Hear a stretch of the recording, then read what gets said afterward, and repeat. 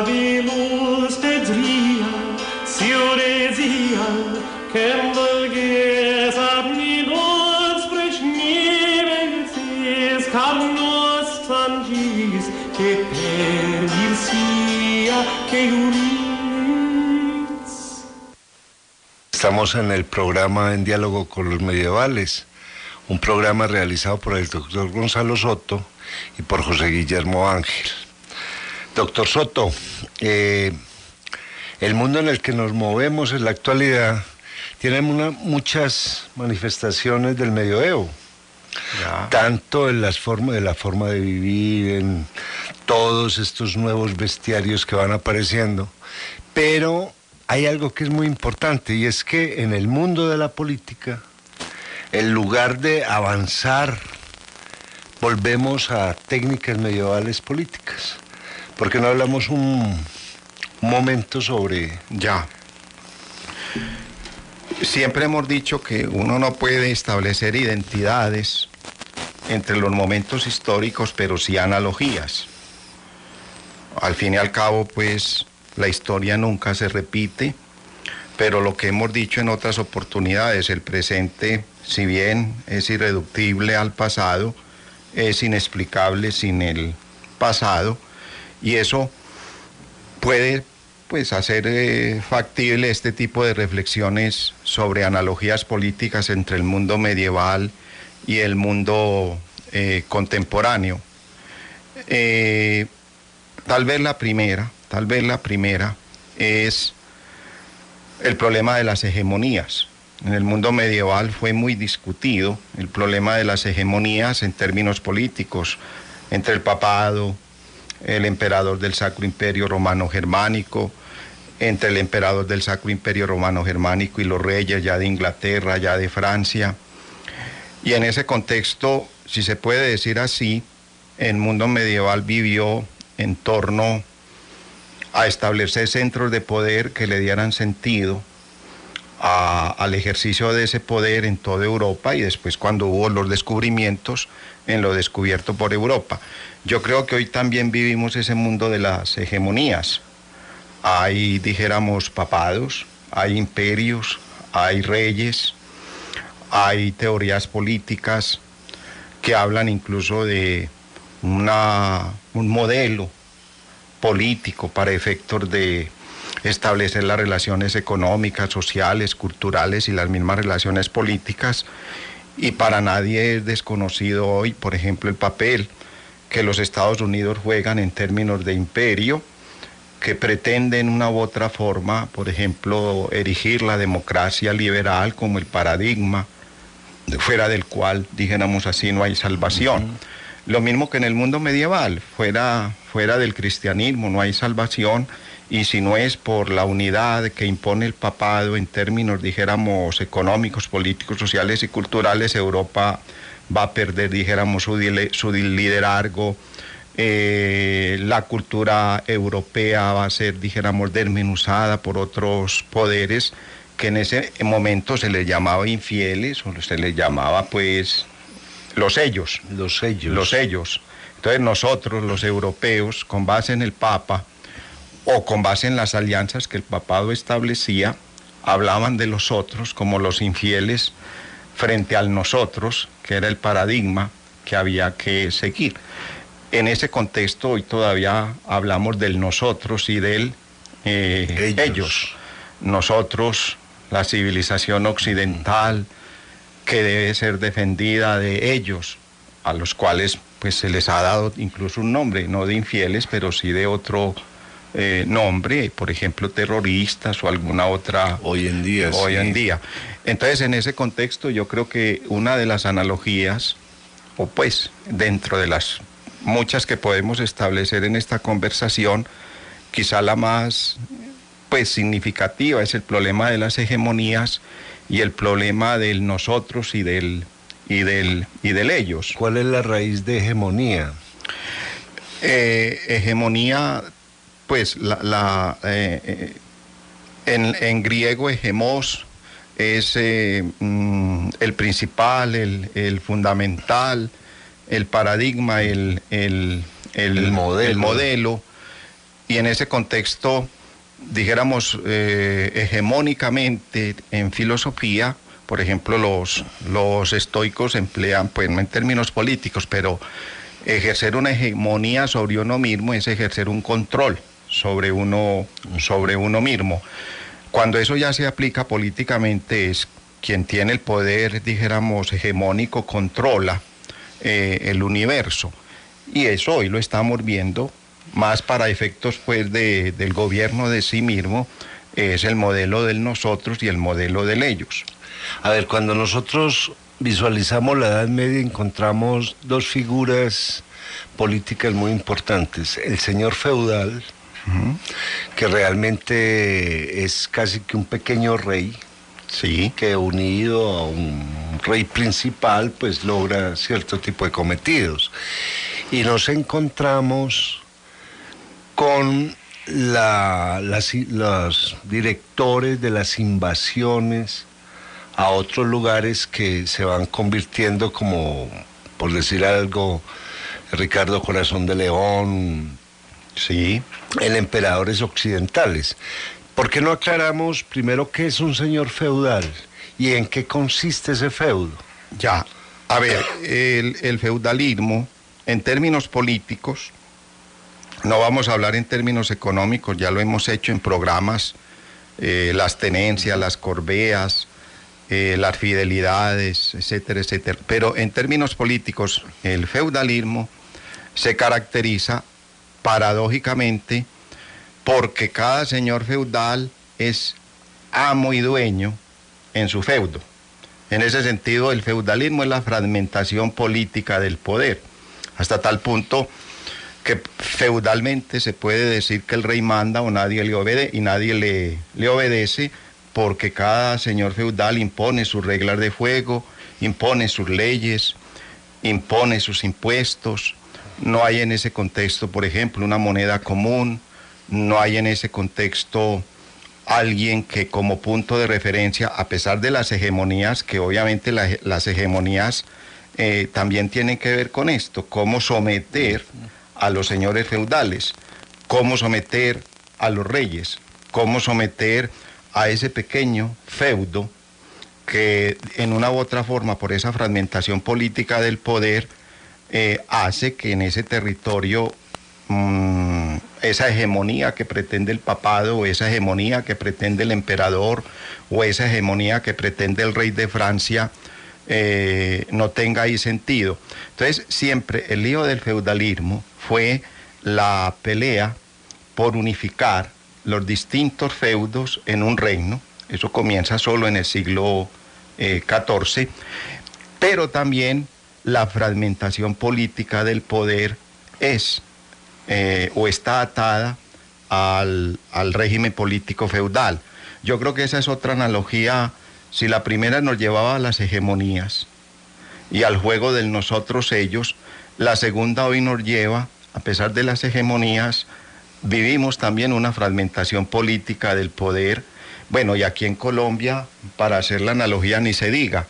Pues ya todos saben cuáles son los señores feudales, claro, que ponen sus reglas de juego en sus territorios, y en ese sentido el Estado manda, o mejor, el gobierno manda, pero poco le obedece. A ver, pero se me ocurre algo, doctor Soto, y es, si miramos los estados federados de países como los Estados Unidos, Brasil, Alemania, cada estado federado sería un pequeño feudo también, o sea que el modelo sigue vigente. Claro. La diferencia es que en el federalismo, por lo menos, hay unos puntos de referencia comunes. Es la Constitución Federal, en el caso de los Estados Unidos, o, pues como mencionas, el caso de Alemania o de Brasil. Estrictamente hablando, en el feudalismo, eso es lo que pretende el papado, una constitución, entre comillas, común en medio de esos pequeños feudos, que serían algo así como estados, pero no federados, porque ellos sí reivindican la autonomía, la autonomía absoluta.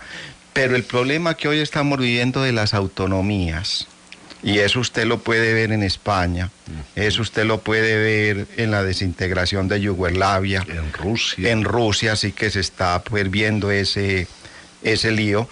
era un poco las autonomías del señor feudal, que no quería que el rey se le metiera o que no quería que el papado se le metiera en términos hegemónicos. Cuando en el siglo XIV el rey de Francia, por un proceso que había iniciado por allá en el siglo XII, la familia de los Capeto logra unificarse, entonces aparece el reino de Francia y los señores feudales quedan reducidos a cortesanos, pero es un proceso muy, muy lento. Lo mismo sucede en España, son los reyes católicos los que logran unificar los distintos reinos de la península. Lo mismo sucede en Inglaterra, recuerden la Guerra de las Dos Rosas. Entonces, en ese contexto, el feudalismo como fragmentación política de los poderes reivindica la autonomía. Y esa es una analogía que podemos establecer hoy frente, dijéramos, a las reivindicaciones de las autonomías frente a un poder central. También la autonomía está presente en aquellos estados federales. Lo que pasa es que ahí la federación sí tiene unos puntos comunes y unos puntos de autonomía, cosa que no sucedía en las autonomías feudales, en donde el señor feudal ponía sus reglas de juego, y por eso siempre el enfrentamiento entre la realeza y la nobleza, o entre los señores feudales por extender sus dominios y hacer al otro un vasallo del propio feudo. Ese es el juego político de los... En ese contexto, pues por decir alguna analogía, el movimiento autónomo de la ETA en España es el movimiento autónomo del señor feudal llamado conde, por ejemplo, de Tolosa, que llegó un momento en que tenía más poder que el rey de Francia en términos militares, en términos económicos, en términos políticos, en términos sociales e incluso en términos culturales para efectos de arte o para efectos de universidades o para efectos de monasterios, etcétera, etcétera. Entonces, hay señores feudales que en el feudalismo son políticamente más significativos que el mismo rey. Por ejemplo, el reino de Francia en el siglo XII era prácticamente un huevito en lo que después era el reino de Francia. En cambio uno veía el ducado de Bretaña o el ducado de Flandes o el ducado de Borgoña o el ducado no recuerdo si era condado. Esos son unas extensiones inmensas en donde el rey manda, pero nadie le obedece, como las autonomías pues que hoy pretendemos. Claro. Y hoy pues hay señores de la guerra que controlan territorios, controlan armas, controlan ejércitos, controlan impuestos. Entonces podemos decir que hay países donde el gobierno manda, pero nadie le obedece, como ocurría en el mundo medieval. Ahora, dentro de los poderes políticos que tenía ese señor feudal, habían unos poderes muy claros, que era el derecho de pernada. Sí. Que, a ver, ¿en qué consistía realmente ese derecho de pernada? Bueno, ha habido mucha discusión hoy entre los historiadores si efectivamente existió o no el derecho de pernada. Lo cierto del caso es que la expresión latina es jus prime noctis, el derecho de la primera noche, que vulgarmente se conoce con esa terminología, derecho de pernada. Estrictamente, y uno lo puede ver, quienes no han leído el libro de Corazón Valiente, pero quienes han visto la realización cinematográfica, aparece el derecho de pernada por parte del señor feudal frente a los campesinos, frente a los siervos. Cuando en un feudo una sierva y un siervo iban a contraer matrimonio, la primera noche, y el señor tenía ese derecho, debía pasarla la sierva con el señor feudal, que era quien la desfloraba. Si el señor feudal no efectuaba esa operación, el siervo debía indemnizarlo, o con trabajo en sus tierras, o en especies, pues en alimentos. O después, cuando ya comienza a circular la moneda, sobre todo ya con el renacimiento urbano y comercial, en dinero contante y sonante. Entonces el derecho de pernada, vulgarmente hablando, es a la sierva que se espose o que se case, la desflora el señor feudal. Ahora, algunos autores dicen que con este derecho de pernada se buscaba era crear la duda de quién era el primogénito, si era del señor feudal o era del siervo. Y a partir de ahí ese muchacho nunca sabía quién era su papá y quedaba la duda de que si soy hijo del señor feudal a lo mejor tengo unos derechos y a partir de ahí seré fiel al señor feudal. Claro, eso también tenía esa connotación política.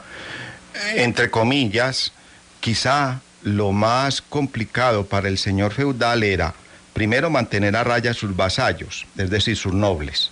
Y en segundo lugar, mantener también a raya sus siervos para efectos del trabajo.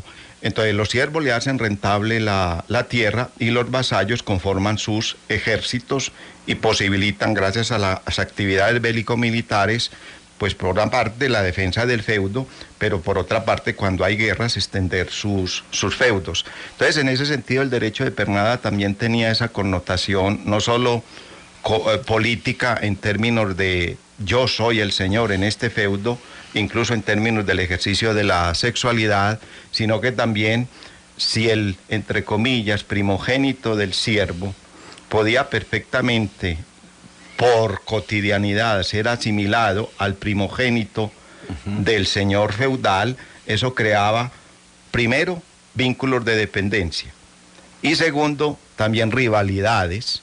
Claro. Entonces, claro, era una, si se puede decir, un arma de doble filo.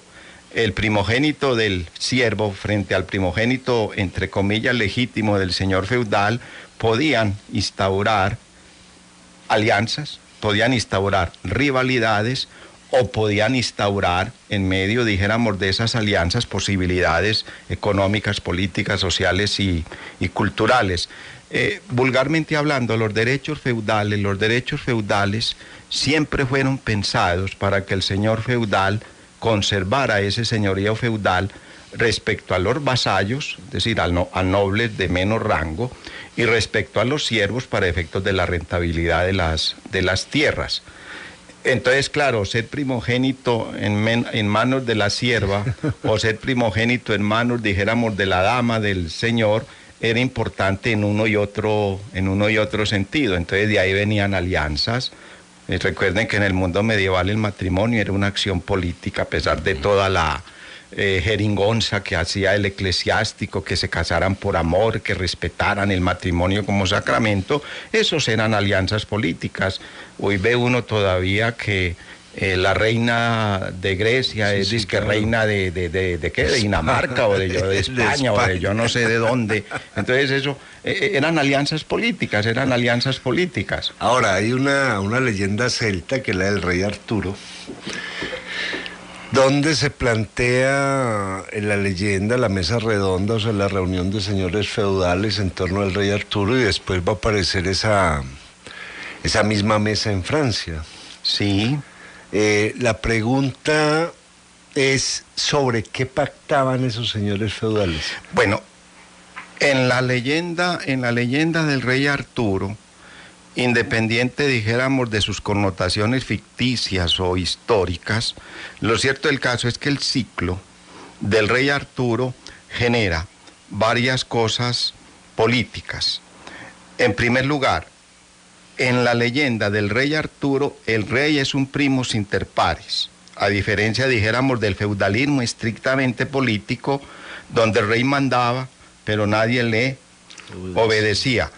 En la leyenda del rey Arturo, el hecho de que el rey fuera simple y llanamente primus inter pares garantizaba que en el ejercicio mismo de la mesa redonda, sus vasallos respecto al rey funcionaran, si se puede decir así, como iguales frente a un primero que lo único que tenía de primacía era ponerlos a operar conjuntamente. Muy complicado, porque yo creo que tras la leyenda del rey Arturo, en última instancia, lo que históricamente está sucediendo era que ningún señor feudal aceptaba de buena gana ser vasallo de otro señor feudal o de otro rey por la fragmentación política del poder.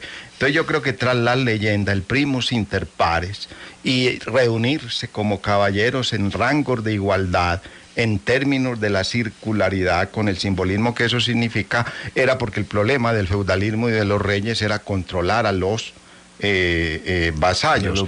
Uno lo ve también en el Mío Cid, en el Mío Cid, cuando el Mío Cid de alguna manera recrimina al rey por la muerte del primogénito Sancho, pues el rey no se va a quedar callado y ve que de alguna manera hay una violación de ese primus inter pares, entonces lo expulsa del reino.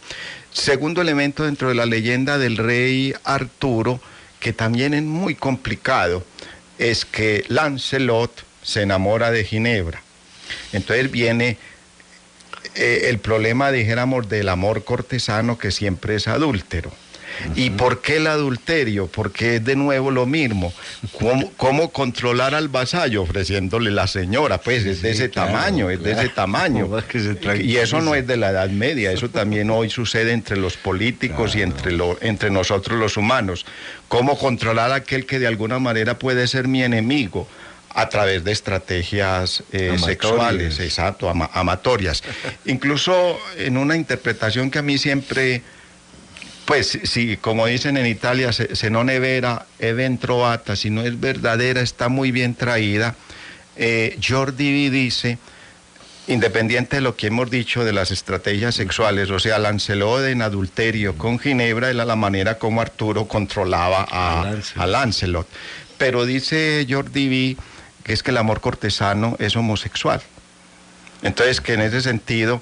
la mejor manera de esconder el amor entre Arturo y Lancelot era el anzuelo de la mujer de Ginebra. Entonces también hay otra, independiente de que uno comparta o no la tesis de Diví, me parece muy ingeniosa. El amor cortesano es homosexual. En un mundo donde la sexualidad está manejada solo y nada más desde el matrimonio o el celibato, la homosexualidad, pues si todavía hoy tenemos líos para efectos de manejar la sexualidad, y no solo en Occidente, en Oriente y en la Luna y en toda parte, y a pesar de los movimientos pues pro homosexualidad, eso sigue todavía en términos de ellos frente a nosotros muy complicado. Entonces, claro, otra manera de esconder y de atar al señor feudal con el rey era el anzuelo de la dama. Que se ve mucho en la Edad Media y todavía en el siglo XVI y XVII en España con los validos. Claro. Los validos cumplían esas tareas. Los validos cumplían esas tareas, lo que pasa era que se enmascaraban en juegos políticos, pero en realidad valido es el preferido. Pues claro. si uno traduce valido, en realidad es el preferido. Exacto. Que obviamente todavía uno lo emplea, incluso con connotaciones un poco, entre comillas, escondidas, usted es el preferido, etcétera, etcétera. Pues bien, los validos eran una manera de amor cortesano, y atándonos, dijéramos, a la ingeniosa propuesta de Duby, pues también era una manera de enmascarar el amor cortesano en términos de homosexualidad. Carna vegundian, e bazian, minnos fes ni pregar no ramplagis, tanquim tolgis, dius dom tacis ilaunits. Carna laesos dus granedzits.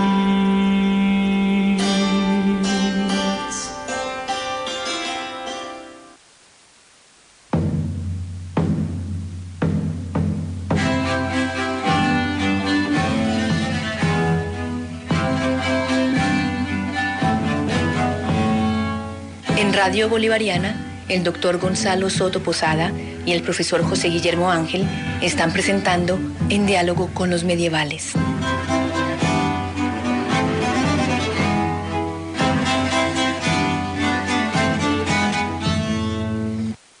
Ahora, cuando nosotros hablamos de los señores feudales y hablamos de los reinos que se van conformando, las fronteras que establecían esos señores feudales eran parecidas a las fronteras que establecían los romanos.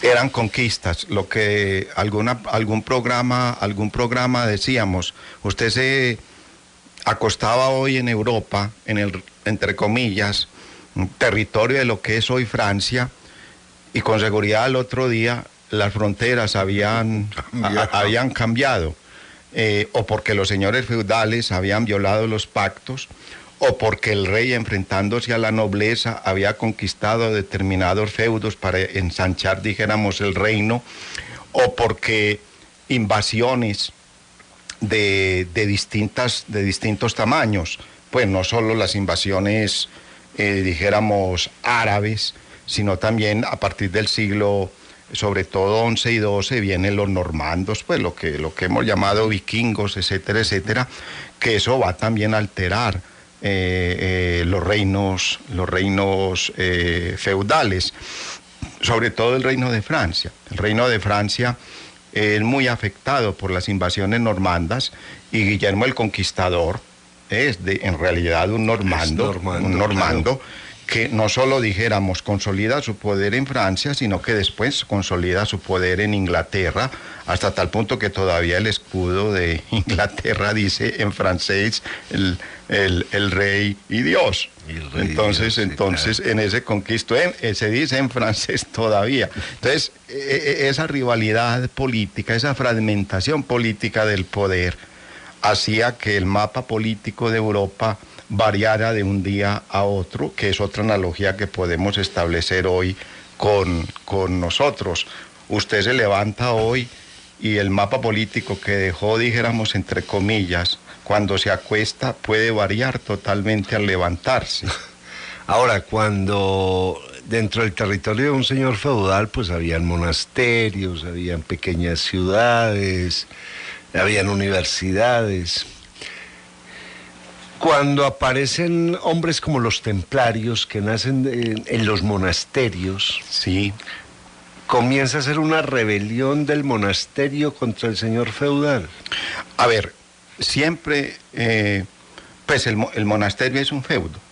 El monasterio es un feudo, entonces esos feudos eclesiásticos incluso muchas veces se enfrentaron políticamente entre sí por el poderío de un monasterio respecto a otro. Por ejemplo, el Cister fue un enfrentamiento, entre comillas, teológico frente a la manera como Cluny vivía el benedictismo, pero en realidad el Cister lo que no aceptaba era que Cluny y su expansión económica, política, social y cultural por toda Europa, pues fuera, dijéramos, el punto de referencia del papado. Cuando el Cister, sobre todo con Bernardo de Claraval, se vuelve el consejero del papado, desplaza a Cluny de ser el consejero del papado. Entonces también entre ellos, como hoy, hubo rivalidades. ¿Quién es el consejero del presidente? ¿Quién es el consejero de este o aquel? Bueno, pero por otra parte, ¿qué pasa con los templarios?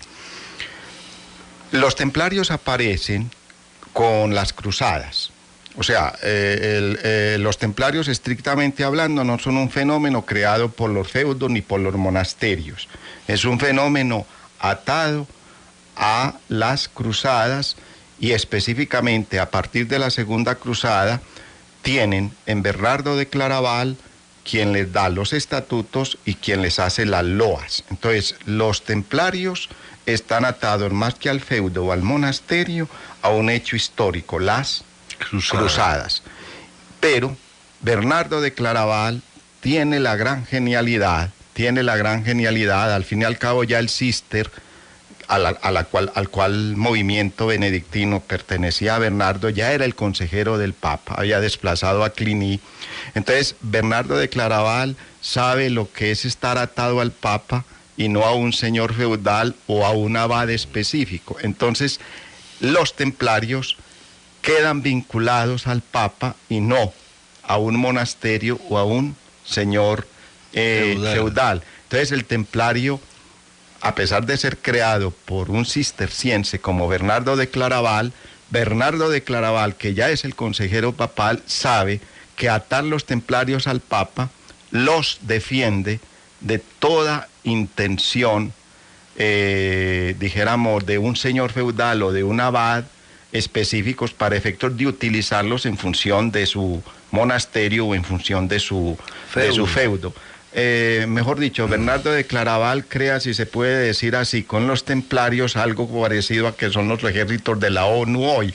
Lo que pasa es que los templarios eran más efectivos que la ONU hoy, porque, pues lo hemos dicho varias veces, en primer lugar eran excelentes guerreros. En segundo lugar eran monjes y por lo tanto tenían, aunque no fueran sacerdotes, tenían votos de pobreza, castidad y obediencia. En tercer lugar, sus refugios militares eran a la vez monasterios y por lo tanto vivían en una disciplina permanente, hasta tal punto, lo comentábamos tal vez en algún programa, que Saladino en sus retratos biográficos, dicen sus biógrafos que Saladino decía, es que mientras nosotros tengamos que enfrentar a cruzados como los templarios, la guerra entre el mundo islámico y el mundo europeo va a ser permanente. A mí no me da miedo Ricardo Corazón de León, a mí no me da miedo Balduino, a mí no me dan miedo los francos, los ingleses o los alemanes. Con esos laicos, primero, son muy malos guerreros, aunque estén muy bien formados. Segundo, a diferencia del templario, el templario va a la guerra y a matar o a morir. El laico no va a la guerra a matar o morir, va a la guerra a matar para no morir y así extender sus botines, y a saquear, cosa que no ocurría en teoría con el templario. Por el templario no había que pagar rescate, entonces templario prisionero, olvídese, señor Saladino, por él no pagan rescate, entonces se le vuelve a usted un problema a ese prisionero. Entonces los templarios sí en realidad conforman un ejército, dijéramos, de tal importancia que Felipe el Hermoso a comienzos del siglo XIV ve, pero es que es lo que me está de alguna manera imposibilitando a mí gobernar el reino, que ya he unificado, ya reducido a los señores feudales a ser caballeros cortesanos, pues es el poderío económico, militar, bélico, financiero de los templarios, y claro, les hacen un proceso por herejía, una cosa muy medieval. Los tildan pues de homosexuales, de un mundo de cosas, que aliados con el demonio, y el último gran maestre de los templarios, Molé, muere, dijéramos, en la hoguera, 1314 o 1317, y todas las finanzas de los templarios van a dar al rey de Francia, de modo que en el siglo XIV Francia es la potencia europea. Ha logrado primero, con Felipe el Hermoso, abofetear en manos, dijéramos, a través de su secretario, nada menos ni nada más que a Bonifacio VIII, que se creía pues no vicario de Cristo en la tierra, ni representante de Dios en la tierra, el Señor del universo, el Papa. En Anagni lo bofetean. En segundo lugar, logra trasladar el papado a Aviñón.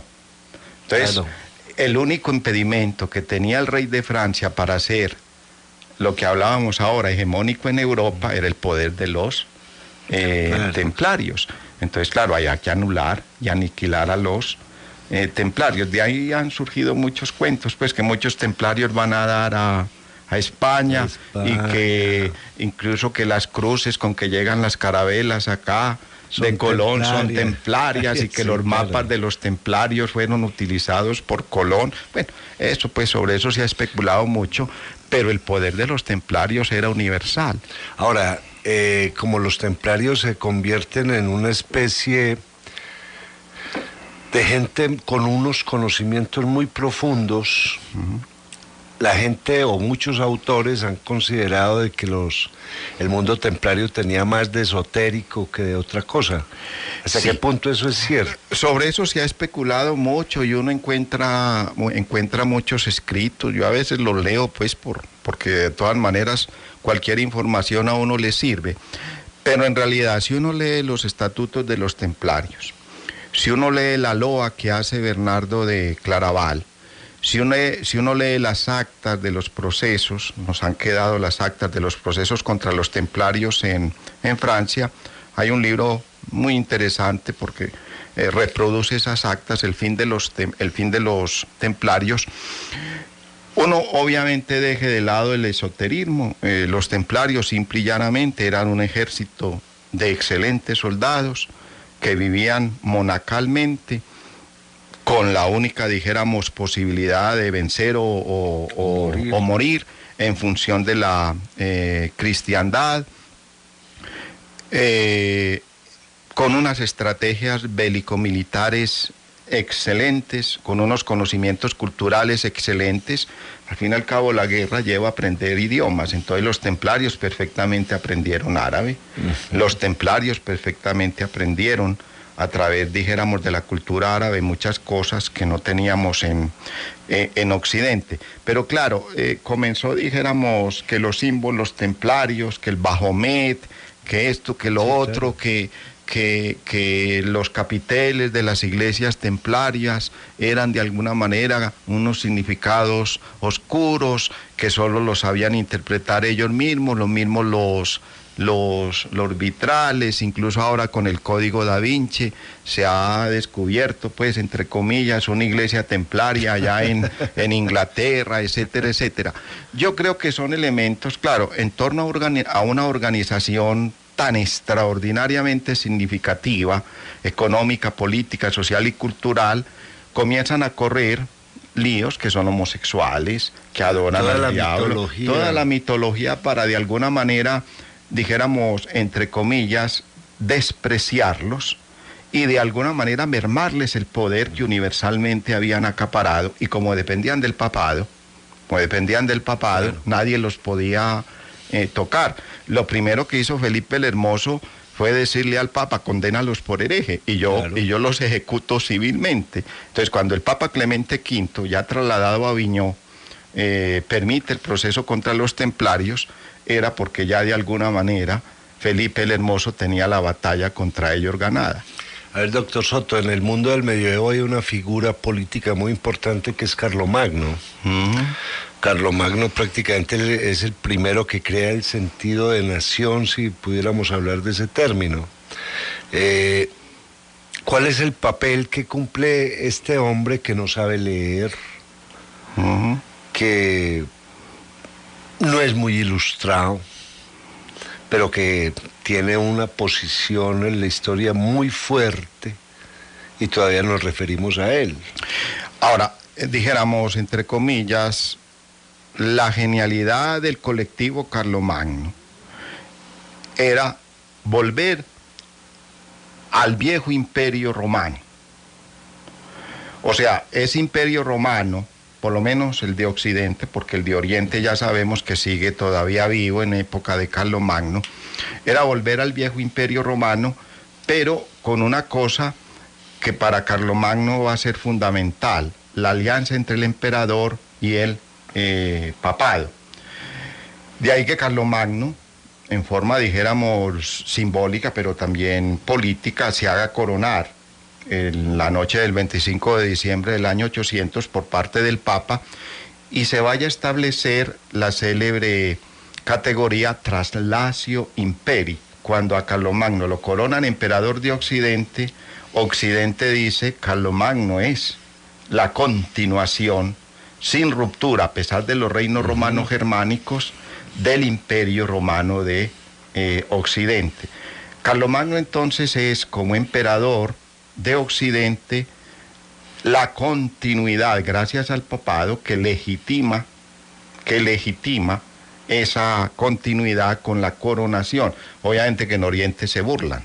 Los emperadores de Oriente, claro, le dicen a Carlomagno cuál traslación del imperio y cuál papado.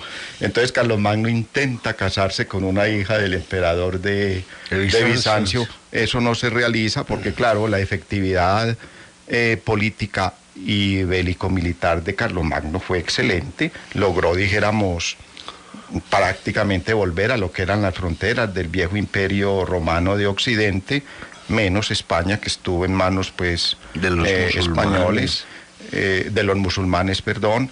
Ustedes, ya hemos hablado de la canción de Rolando. En realidad quienes derrotan a Carlomagno son los vascos, y no, claro, son los árabes, pero pues la canción invierte el lío histórico para efectos de consolidar esa Traslatio Imperi en manos de Carlomagno. Entonces Carlomagno reivindica la figura del imperio, de nuevo las hegemonías con que comenzábamos el el programa e instaura las célebres marcas. Y ahí vienen los marqueses.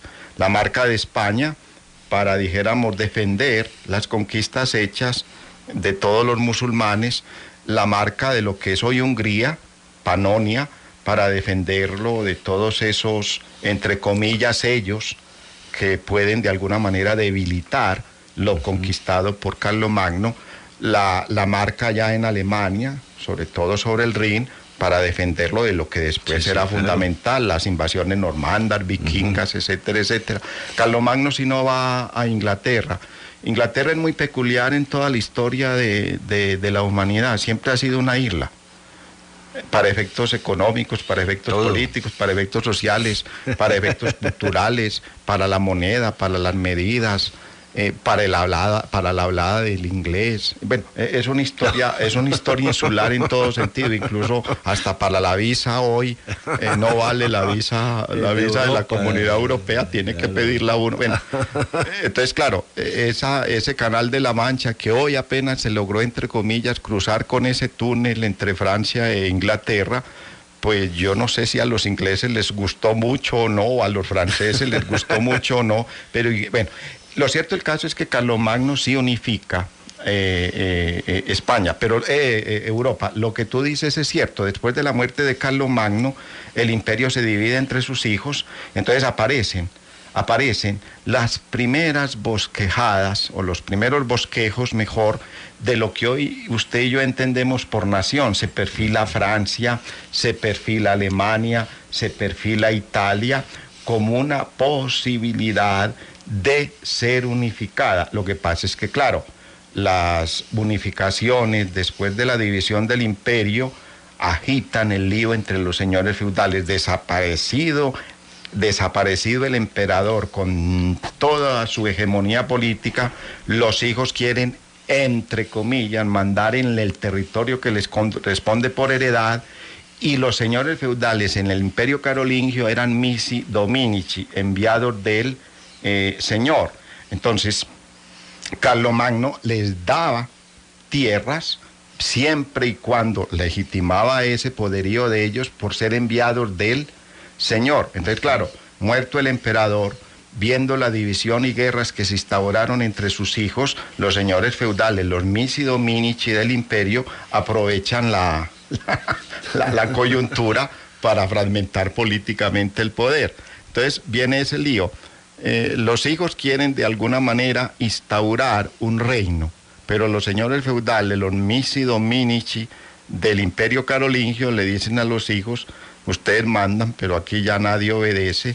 Y obviamente el prestigio de Carlomagno como emperador, pues eso debía de alguna manera funcionar en términos de imaginario. Entonces se imagina esa coronación del 25 de diciembre del año 800. Ahora, a lo largo de esta conversación hemos dicho de que el rey ordena pero no es obedecido. La pregunta es, ¿cómo se sostiene el rey? ¿Cómo logra sostenerse dentro de esa posición? Bueno, fundamentalmente hay dos elementos de sostenibilidad del rey. El primero, lo que usted y yo hoy llamamos tributos, llamémoslo impuestos. El rey establece una serie de impuestos que no solo, dijéramos, agitan a sus vasallos feudales, sino también aquel territorio que, si bien está controlado por señores feudales, él pretende ser el reino. Entonces, los tributos y la manera, dijéramos, de hacerse a los tributos es una de las grandes dificultades del rey, pero una de las grandes ventajas del rey. Yo creo que la fortaleza todavía hoy de un Estado, para continuar con las analogías, es su capacidad de reclutar, pues si se puede decir así, impuestos. Sí, claro. El poder de un Estado todavía se puede ver en la manera como los impuestos operan, y eso es clarísimo, incluso entre nosotros. Segundo elemento, las alianzas. Y ahí venía el factor de los matrimonios. Entonces el rey casi siempre casaba a su primogénito con yo no sé quién, a su segunda con yo no sé quién, y cuando de alguna manera ya tenía casados todos esos, para efectos incluso religiosos, pues alguno de sus hijos o de sus hijas las hacía abad o abadesa de algún monasterio. Entonces las alianzas eran fundamentales para efectos que el rey, si bien mandaba pero nadie le obedecía, pues llegó un momento en que manda y le obedecen por todas esas alianzas, por todas esas estrategias que si bien eran muy débiles, sin embargo eran estrategias que muchas veces funcionaban. Casar un primogénito con la primogénita de otro rey, o casar el primogénito con el primogénito del gran conde de Bretaña, era de alguna manera ya decirle al conde de Bretaña, pues yo ya me metí en su condado por vía familiar.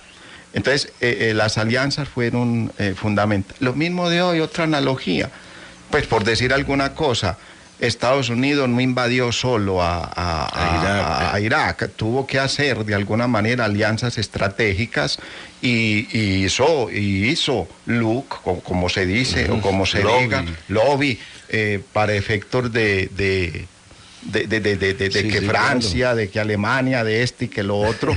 Lo mismo de hoy, es que esas alianzas eran estratégicas para efectos del rey. La alianza se hacía a través de hijos e hijas, o la alianza se hacía a través de matrimonios, o la alianza se hacía a través, dijéramos, de vasallaje en términos de fidelidad, y eso obviamente llevó después a la constitución de los reinos nacionales, donde comienza propiamente la historia de los estados-nación. La guerra de los 100 años es entre ingleses y franceses. Sí, claro. Ya está consolidado el reino de Francia y el reino de Inglaterra. Ahora, en ese momento, ¿las universidades cumplían algún papel político? Fundamental.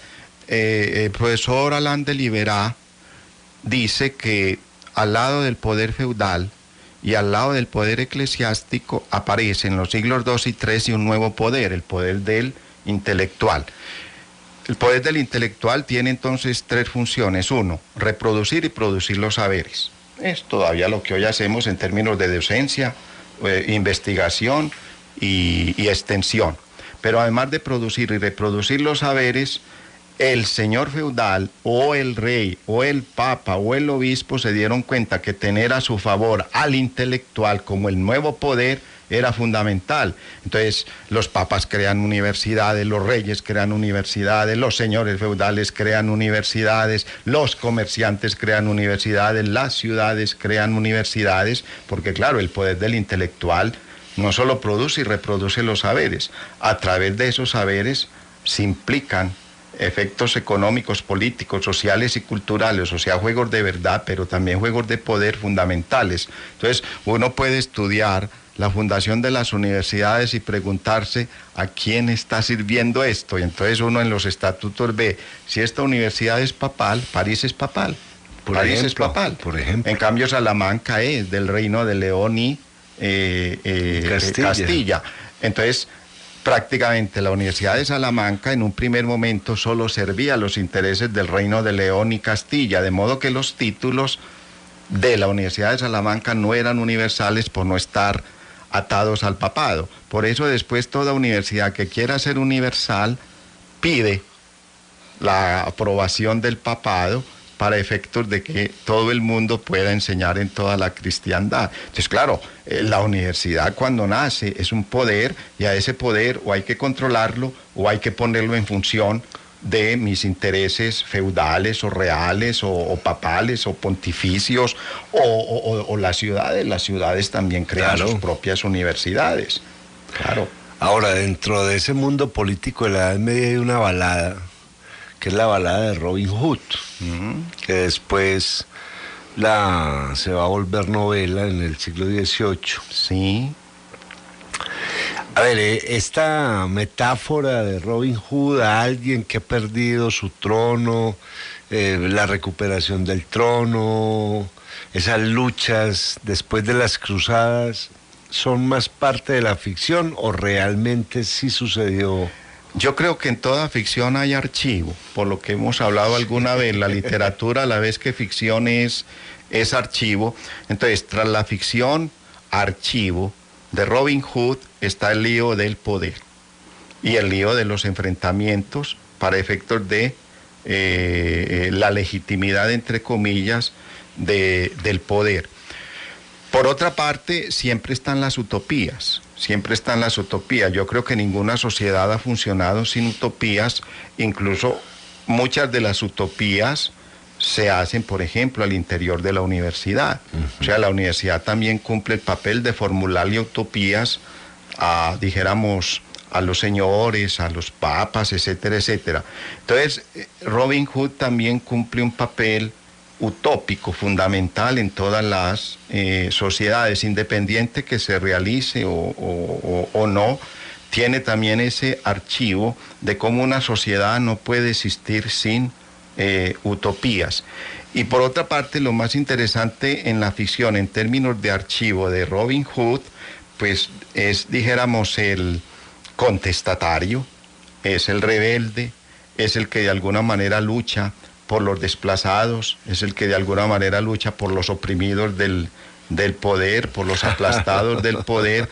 Entonces está siempre tras la utopía, tras, dijéramos, las rivalidades políticas, está el otro aspecto que para el mundo medieval debería ser fascinante, de cómo hay alguien que habla por los que no tienen voz y alguien que lucha por los que no tienen poder y están aplastados por el poder. Entonces, en ese contexto, Robin Hood siempre es ese, dijéramos, utópico que llevamos dentro y siempre es ese rebelde que todos llevamos dentro frente a los ruidos de verdad y de poder en términos medievales o en términos modernos. Hoy también hay Robin, pues para seguir con las analogías, claro. Tenemos mucho Robin Hoods, incluso dentro de nosotros no faltó quien comparara a X señor de nuestra historia contemporánea, muerto en el 93, con el Robin Hood de Medellín y de Colombia. Sí, claro. Que esas analogías, a pesar, entre comillas, que muchos las ven como estupideces, me parece que tienen sentido, porque hay un ideal casi que humano en todas las culturas, la utopía y estar en favor del desplazado por el poder. Ahora, cuando Maquiavelo escribe El Príncipe, Thomas Hobbes, Leviatán, esos modelos políticos incipientes ya a nivel de teoría política, podríamos decir que son tomados de lo aprendido en la Edad Media. ¿O se puede llegar hasta Roma? Yo creo que el ejercicio del poder en la historia de la humanidad siempre ha, en una u otra forma, hecho posible esas reflexiones políticas. Incluso yo a veces me pregunto si uno puede leer El Príncipe sin estar atado a las célebres analíticas que hace Maquiavelo, por ejemplo, sobre la historia romana. Siempre los ejemplos que pone Maquiavelo en El Príncipe están tomados de la historia, y su conocimiento, por ejemplo, de Tito Livio, pues es fundamental. En ese contexto yo creo que Maquiavelo, en términos, dijéramos, del Príncipe, entre comillas, no está inventando una, dijéramos, originalidad, sino que simplemente está poniendo por escrito aquello que la historia, no solo en términos de escritura, sino en términos de realizaciones fácticas, le ha hecho posible. Recordemos que muchos ven en El Príncipe la figura de César Borgia, porque obviamente Maquiavelo veía: los franceses nos están invadiendo, los alemanes nos están invadiendo, el papado esto y lo otro. Entonces César Borgia trata de unificar a Italia y hacer de Italia, en esa unidad, algo tan fuerte como el reino de Francia, o algo tan fuerte como el imperio alemán, y claro, a través de la figura en este caso, de César Borgia. Entonces yo creo que estos análisis políticos, independiente de lo que pueda haber de conceptualización en términos, dijéramos, de categorías políticas, siempre van a estar atados a facticidades históricas, y en el caso del Príncipe yo me atrevería a decir que más que una construcción conceptual de Maquiavelo es una referencia a aconteceres históricos que le van haciendo posible perfilar ese ideal del príncipe por esas facticidades, no solo contemporáneas, sino de la historia, sobre todo romana, en términos de saber manejar el poder. Ya para concluir, me acuerdo de una frase que tiene Spinoza en el Tratado Político, donde dice que los filósofos serían incapaces de manejar algo políticamente y que mejor se le dejara las cosas a los políticos, que ellos sí sabían cómo manejar a los seres humanos. ¿Eso tiene alguna validez? Lo que pasa es que, claro, en la historia de la humanidad siempre ha habido la tesis platónica o la tesis, llamémosla así, kantiana o espinosista. La tesis platónica piensa que los filósofos deben gobernar porque dado que no están atados al dinero, ni a la herencia, ni a los hijos, ni a esto, ni a aquello, pues van a gobernar desde la virtud, desde la justicia, desde la sabiduría, etcétera, etcétera. Entonces viene el ideal del rey filósofo, formulado en muchos momentos de la historia de otra manera. Entonces viene el mito del rey filósofo. Pero Spinoza o Kant piensa que los filósofos deben dedicarse a pensar y no a gobernar. Eso se lo dejamos a los políticos, entre otras cosas, porque el filósofo pensando obviamente puede estar distanciado del poder político del momento. No solo tiene que estar distanciado, sino que en ese contexto se erige muchas veces en la única voz crítica para efectos de el ejercicio político. ¿Cuál de las dos tesis es más efectiva? Yo creo que ahí de nuevo las coyunturas históricas van haciendo oscilar la balanza hacia los reyes filósofos o haciendo oscilar la balanza hacia los políticos sin filósofos. Sí, claro, ya que el político sabe castigar, sabe quemar, sabe... Claro, es decir, el que entra al juego político tiene que ser como el príncipe de Maquiavelo, cosa que en términos platónicos sería muy difícil para un rey filósofo, donde el argumento es fundamental y no dijéramos decapitar al otro porque piensa distinto a mí.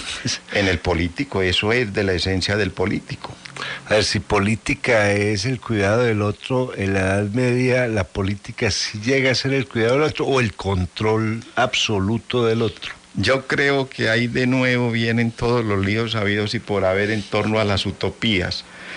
Yo creo que en el mundo medieval se formuló la utopía de la política como el cuidado del otro, gracias por ejemplo al ejercicio del amor, pero yo creo que eso era utopía. Es que el poder no se maneja en términos del cuidado del otro, el poder se maneja en términos del manejo del otro. Lo importante, y estoy pensando en alguien que mencionábamos alguna vez, el norte de príncipes de este señor Pérez, que lo mencionábamos unas veces. Vea, lo importante de usted como político es que destroce a los que le están haciendo oposición, eso sí, no se deje pillar que los destrozó. Yo creo que esa es la realidad del poder, aunque la enmascaremos en consideraciones humanistas y todo. Yo creo que ejercer el poder humanamente y humanísticamente sigue siendo el gran reto de la humanidad.